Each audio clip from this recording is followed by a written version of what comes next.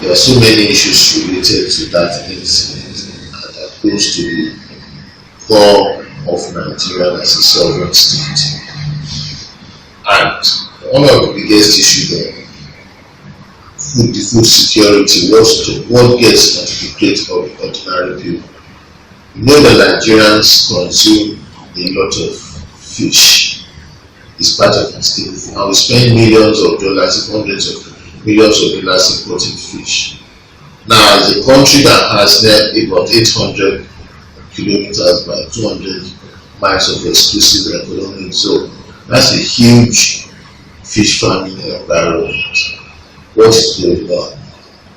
That goes to the root of food security, the maritime dimension of food security.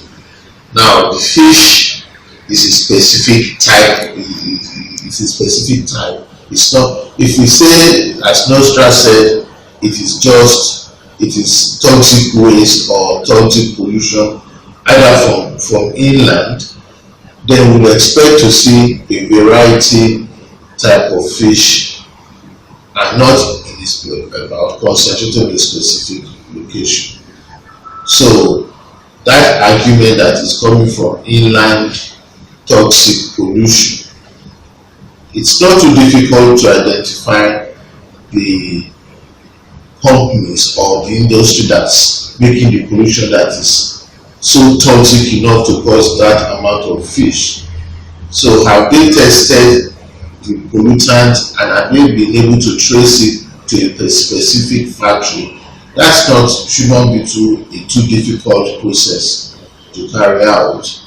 And then if they have not, then we as the populace should be concerned, because that allegation is very, very serious.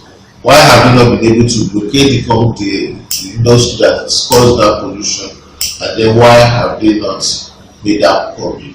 So, be that as it may, cast doubt of that is likely to come from toxic pollution from a specific industry. Because don't forget, toxic pollution from that we are going to say far to see, gather the fish, and then send it back to that specific area.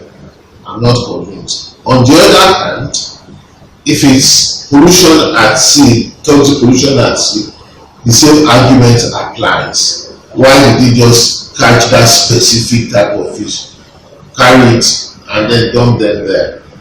So the most likely cause will have been fish were dumped, either dumped by a vessel carrying that type of fish. The other is dumped, or such a vessel carrying that type of fish sank at sea and then empty its content into the sea, and then they were still being concentrated and come straight to sea.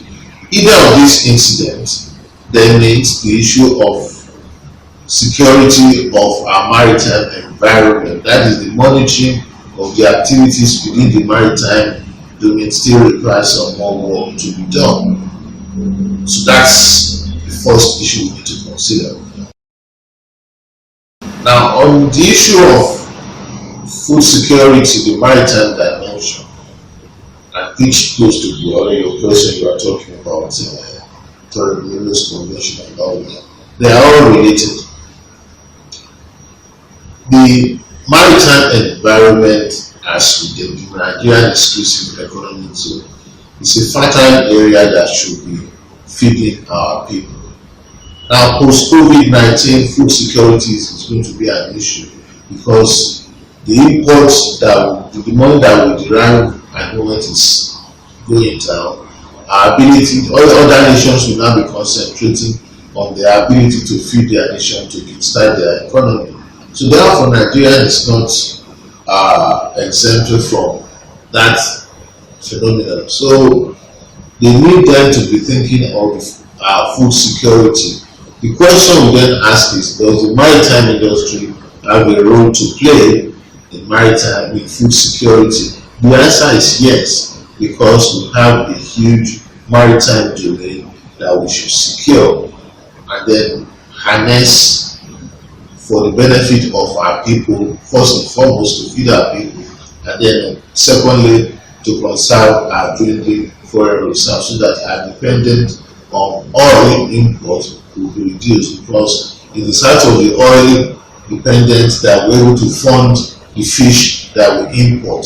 So if we're able to harness our oceans and produce our own fish, what is coming out of the dependence on oil will be used for developing other parts of the country. On one hand, we'll be able to generate income from the fish. If you feed our people, we might even be able to export the fish, because foreigners come to fish in our port, not only do they export, but at the same time they will export to us. So definitely there's something huge here that as a nation we have not been harnessing. So that's one of the things that we need, that should change post COVID-19, to look seriously to the maritime dimension of food security.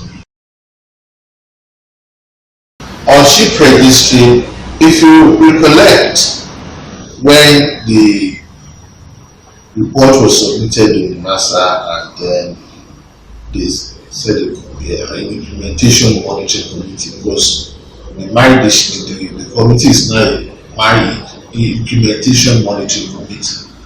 What we are saying is that it was originally a ship registry office review, but because of our work, we found out that it was not just the ship registry office that needed to be reformed, because that's very, very narrow way to look at it.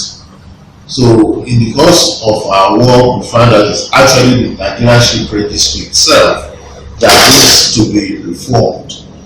So, and this is the discussion that is ongoing at the moment, that the NOSDRA needs to look at it as the Nigerian ship registry reform. We have done most of the groundwork, and then unfortunately COVID-19 came in, which means we are only just coming back slowly to work. But this should be what we believe the new management of the NOSDRA should be looking into, is the Nigerian ship registry reform, because the ship registry itself is fundamental to the Nigerian maritime industry. And luckily they've started to do some work on it, but then we believe the focus should be on Nigerian ship registry reform, not just ship registry office reform. So, and luckily the committee that was put together is depth and is wide enough and is deep enough to have looked at all these issues, and we found out that there is huge support for the work of the Nigerian ship registry, of the Nigerian maritime industry, both locally and globally. So we're not going to be reinventing the way, and we should be able to move forward. Because don't forget, one of the three cardinal points that we established is that the ship registry business friendly, does it have technical integrity, is it commercially viable? These are the issues that still revolve around the Nigerian ship registry itself.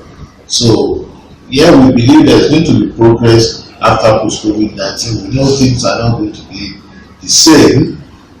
We are not going to have it the way it was before COVID. Now, post-COVID, there will be a lot of changes, and then definitely we will be adapting to the changes that COVID-19 has forced, not only on the maritime sector, but on the global community itself. So these are some of the things that we're looking into. Post-COVID-19, all nations will be looking inwards. Now, Nigeria is not exempt from that. But if we roll back to 2009 and the very deep global recession, the nations that recovered and dominated the world thereafter were those nations that had sound national technical development program. They recovered better, quicker, because say look at China, for example. If you look at China's technical development post the deep recession, you see that rapidly they were dominating various industries and they were able to develop. So now I believe Nigeria did not fully take advantage of the opportunity then. There were a few nations under developed nations or developing nations at that time. The Turkey of this world, Brazil, Malaysia, they grabbed the opportunity of the recession at that time and they were able to rapidly develop. Nigeria too was identified as one of those nations at that time, but then we did not take advantage. But the same life don't strike twice, but in this instance, life is carrying twice the same position. So we have COVID-19, which the effect will be deeper than the 2009 effect. So what we should be doing now, we should be focusing on national technical development, because when we develop technically, that's when we'll be able to harness the various opportunities. Nigeria is a blessed country for goodness sake. So we should be looking at a national technical development, and that again goes into the role of the maritime sector. Up to now, the Nigerian maritime sector is not, the technical development in the Nigerian maritime sector is not here. It's not even there at all. And that means the Nigerian maritime industry is still very backward. So we need to focus more on the national maritime technical development. Have the national maritime technical development initiative that look at all the various aspects of our maritime industry and then identify areas of development. We raise the issue of the maritime aspect, dimensions of food security, the issues of maritime dimensions of the energy security, because the energy comes from oil and gas industry basically, but then it's not regulated by Nigerians. We will be saving ourselves, it's regulated by Nigeria simply because we cannot take advantage of the technical opportunities there. So we need to look at how we can marry all that together to ensure that we have an energy security system. The security of our energy industry is very key, because global nations will be looking at security of their energy source. That's very, very key. Our oil and gas is key to that, and the maritime industry, which essentially controls or the logistics aspect of the explosion. All right, they're all maritime based things, but unfortunately, our technical development is not sound enough to be able to take full advantage of that. So we need to look at that. Human capacity development, which comes to seafarers issue, again, we have not been able to actively develop that enough for us to take full advantage of the opportunities there. Specifically to the seafarers' welfare, the issue of unethical employment is still there in the Nigerian maritime environment. We cannot run away from that. Seafarers being owed wages of months, seafarers not being adequately compensated, their working environment, seafarers who are going to colleges who cannot find bathing space. These are all issues, but we cannot rely on foreigners to provide maritime human capacity development or to provide our maritime manpower. We cannot. So we need to look at that and then look at how we can develop that. Linked to that is the ability to provide vessels. The vessels that are here, why are not employed? We have many vessels within the system, but they are not employed. How can we look at how the employment of these vessels to make sure that we're able to provide the opportunities for the seafarers that come to the country?